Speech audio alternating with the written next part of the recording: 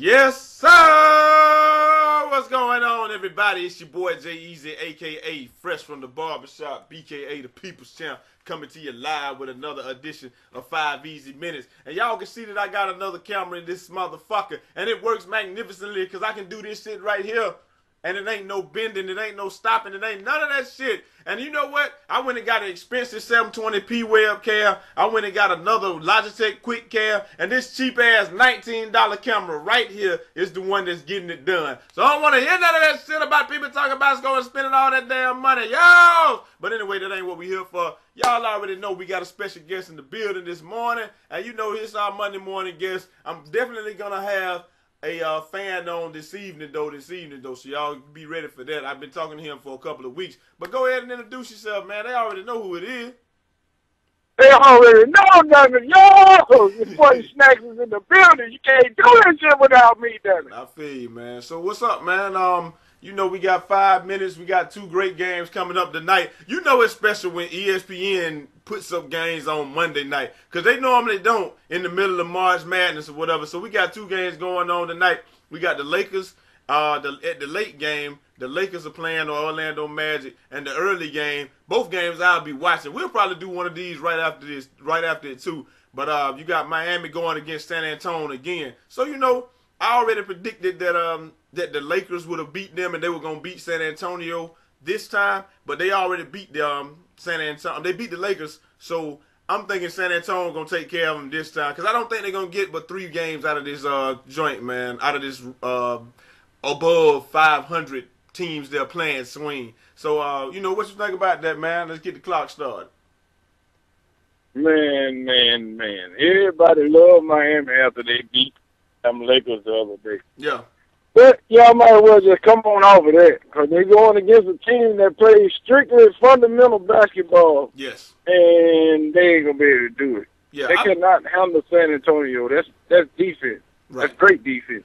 The thing that I think is going to be the big issue for them, the reason they can't beat teams with a low post presence it's indirectly why they can't beat them. Because if you got a good low post presence, it's not the fact that they can't defend your low post player. It's the fact that they can't defend your low post player. Plus, it doesn't allow them to get in their transition offense.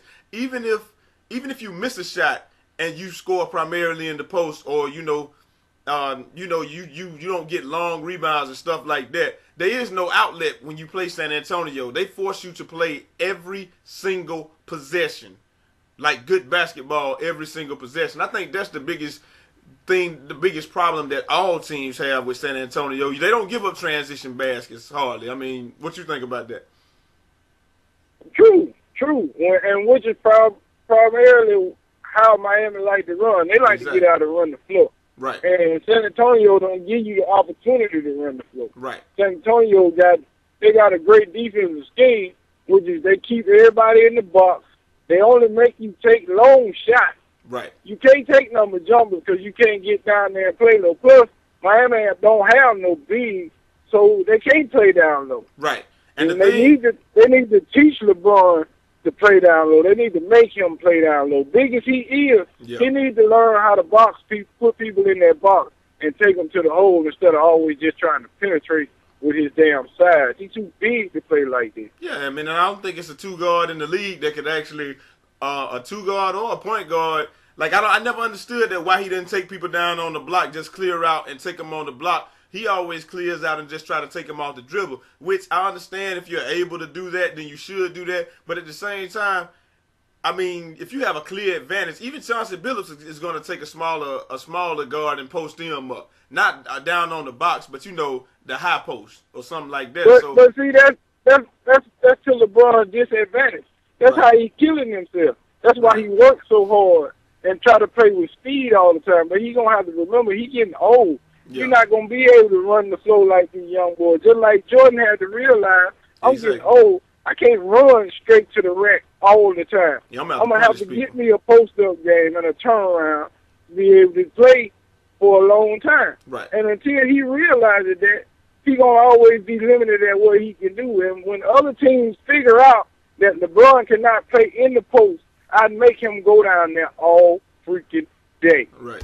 Well, you know, that is what it is. So, you know, I feel like the same. I feel the same way about that. I mean, I think he should have just at least developed the high post turnaround like Jordan had. I mean, he really hadn't even developed his jumper over the whole career. But I'm not trying to LeBron bash. I'm just saying that he nor Dwayne Wade are people that I refer to as shooters. They're scorers that if they get going, then it's hard to stop them. But their jumper doesn't scare anybody by any stretch of the imagination. Yeah.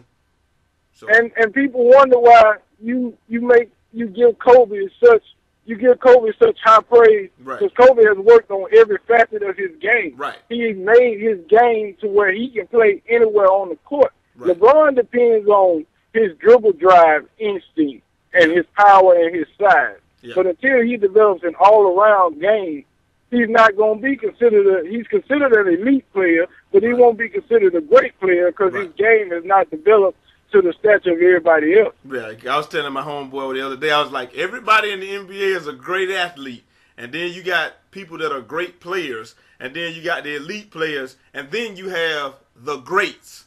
So, like, LeBron is not in the echelon of the greats yet, like the greatest to play the game. Now, he's one of the most talented I ever seen play the game, but, like, as far as the greats, it's hard to find really anybody in this actual generation other than guys, you know, the guys that solidified themselves already, like Kevin Garnett and all those guys. But that's last generation. We're talking about this generation with LeBron and D Wade and, you know, Amari and all those guys. Like they're good players, but they haven't solidified themselves as the greats yet. That's being a part of that. And I know it's still very early for them. You know, they're only like 6-7 years into their career, but you know, we're gonna see what happens, man. But so, what's your predictions for tonight, man?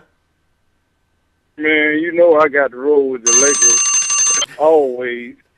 As always. I'm rolling with the Lakers and the Bulls at any given time. I got you. And San Antonio should beat the slob out of Miami, but I'm going to say Miami take them to the hole, and Miami still lose, but it's going to be a tight game this time. So they might play a little defense.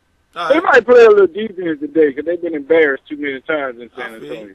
All right, so you know that's what it is, man. We got Snacks got the Lakers beating Orlando, and he got Miami losing to San Antonio. And I got about the same thing. I think they done pissed Kobe off. I think Kobe had some time to rest after that game. They pissed him off, and you saw him working out for like an hour after that game. And I'm not a Kobe jock rider, but I just recognize greatness. I'm tired of denying his greatness and fighting it, man. I mean, he's a great player. He's one of the all-time greats. As much as I hate him, I know his whole career, his whole history. So, you know, that's what you got to do with players that you don't like. You got to learn everything about them. So when one of their fanboys comes out and throws some ridiculous stats at you, you be like, nah, this is what it was. That's why I know so much about him. That's why I know so much about Mike, because I didn't like Mike until after Mike retired. So, you know, it is what it is, man. But, you know, we out of here. Till next time, it's your boy Jay Easy, a.k.a. Fresh from the Barbershop, BKA the People's Champ, and the homeboy. Big DJ Snacker, listen, damn it. Stop by WSNK and check it out. We'll see you, damn it. Yo! Holla!